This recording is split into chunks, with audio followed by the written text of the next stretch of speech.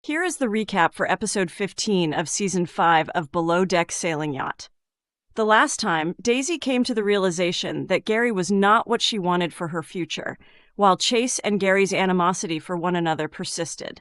Daisy and the deck staff escorted the guests ashore to a club following a drag night meal. However, Gary lost his passion and yelled at Captain Glenn after Daisy, Keith, and Gary were discovered to have violated the 2-drink restriction. The events of BDSY Season 5, Episode 15, Past the Boiling Point, are detailed here. In this week's episode, Captain Glenn just imposes a fine on the rule breakers instead of threatening to confiscate their tip money. Glenn must intervene as Chase and Gary dispute about everything.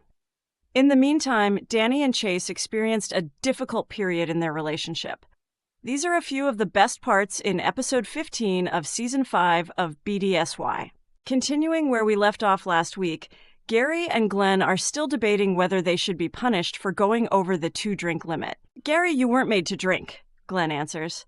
"You're upset because you breached the fucking rules, even though you knew them." "I'm not comfortable taking 100%, Glenn finally admits. "However, even though you were aware of the regulations, you still followed them." "You're asking us to pay a fine?" Gary queries. "He forewarned you, Gary, but you didn't believe you had to abide by the guidelines. Do you believe that you are unique?" Ultimately, instead of keeping their entire tip, Glenn agrees to a €500 fine per person. When everyone agrees, the matter is resolved. Gary remains irate even after Keith apologizes to the captain and acknowledges that they let him down. Glenn whines, and I don't even want to look at him. "Gary, you are solely responsible for your own actions." In total, Keith, Gary, and Daisy received $2,055 each. It's still a nice tip. Keith is prepared to accept his penalty like a man, even when Daisy offers to pay his €500. Unlike Gary, who continues to pout, he is aware that he fucked up. Given his accusations of sexual misconduct, he should be grateful that he still has a job.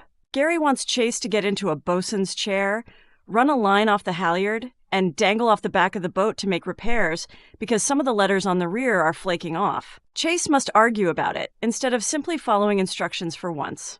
He simply wants to dangle himself by tying a rope to the guardrail. He has to dispute about everything. But why? Glenn responds, "Let's go talk to Chase," after Gary explains what he wants to accomplish. The captain may be held accountable if Chase performs it incorrectly and sustains injuries. Glenn discovers Chase attaching a rope to the guardrail and tells him to stop. The story ends when Gary advises to put it on a halyard. On a halyard, place it, copy it, and choose your responses. But Chase has to complain more in a confessional. He says, "Give me some fucking credit. I complete my work quickly. I could work as Gary if I were blinded." Chase, however, is furious that Gary visited Glenn. "Tell me, Gary," he says. "When have you given me instructions and I fucking fail to follow them? Daily, man. You quarrel about everything." Gary is accused by Chase of ignoring him because he is having problems today. At last, Gary gives up on attempting to reason with Chase. "Anyway, man," he adds angrily as he turns to leave. "I'll simply tell you, you're doing it, man, when you repeat it." Chase climbs over the side, still grumbling. Gary eventually recognizes how foolish he has been on the crew night out. "Since I got a little carried away last night, I'm going to take it easy tonight," he says in the interview. "I don't usually consider the repercussions when enjoyment gets in the way."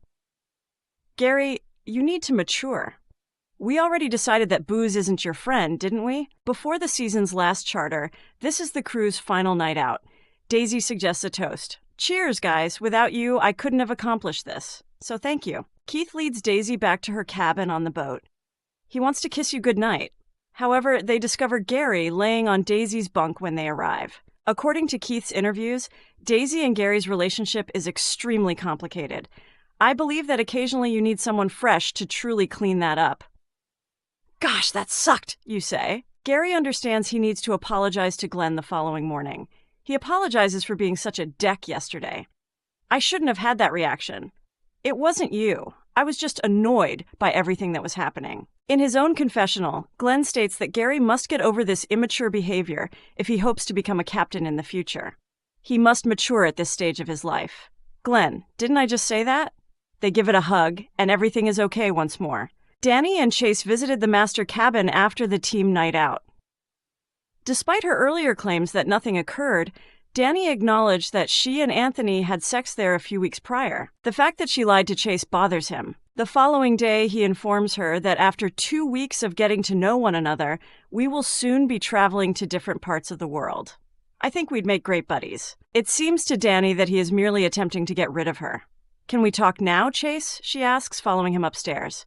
On the bow, he clarifies, I'm in the middle of a charter. I really can't. Honey, he's working. Not a good moment. Daisy apparently claimed that Chase and Chef Elisha were involved last year and that they met up after the season concluded. Why wasn't I valuable in that circumstance as well? Danny queries. What do you know? Frustrated, Chase asks.